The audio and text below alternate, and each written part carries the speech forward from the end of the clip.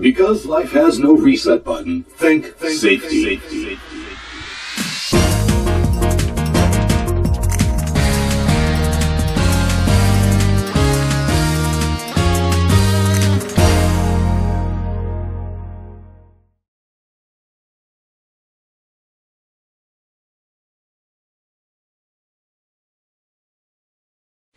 A mega community is a group of people, agencies, entities, organizations, businesses, governments. It can be any construct like that, who have a shared mission, have a shared set of concerns, and then those concerns are almost undoubtedly around a problem that none of them can solve alone.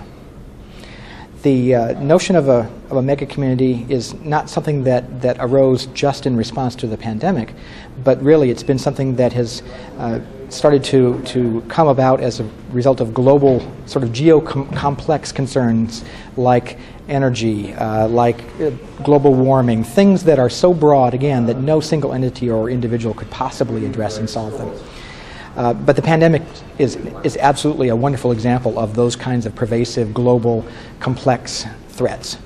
And so we believe that a mega community is perhaps the only way that these pervasive threats could possibly be addressed. Actually, that's the beauty of a mega community, if you will, is that they tend to be self-organizing.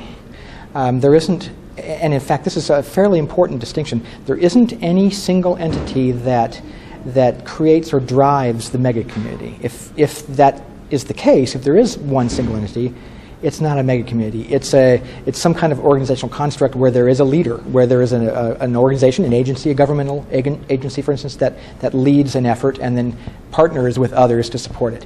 But if a group of individuals or organizations that have this shared mission can agree, first of all, that they have that mission together and that none of them are able to solve it alone, and are able to strike some collaborative ways of working with one another, short of a command and control kind of organization, then they can be self-organizing and form a mega community.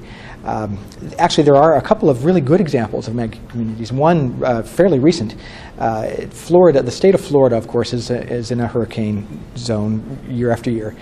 And Governor Bush at the time was concerned that there were so many cascading effects of these hurricanes, and in particular Hurricane Andrew was one that was sort of a catalyst for his thinking in this, that he decided he needed not just broad sets of partners across non-governmental organizations, civil agencies, private industry, and so forth, but that he needed people who would have a lot of autonomy, a lot of energy, and ability to, again, self-organize and drive the problem collectively, rather than to have him as the governor or Florida as the state do that. And they have in fact created a mega community that has worked amazingly well. Certainly, Hurricane Andrew, in their experience, showed some lack of ability to work together across these dimensions. But since then, they have been much less impacted by the last couple of hurricane seasons than some other parts of the country, notably the Gulf Coast.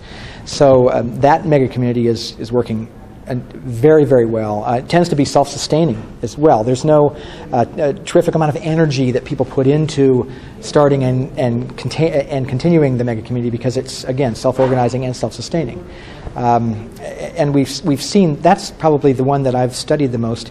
There have been some others in other parts of the country, and in fact there are some now that are starting to be global in nature. Some of the AIDS, HIV/AIDS work that's being done across the world is more and more looking as though it's being addressed by a mega community. Again, no single entity driving the problem, but a group of like-minded individuals and organizations.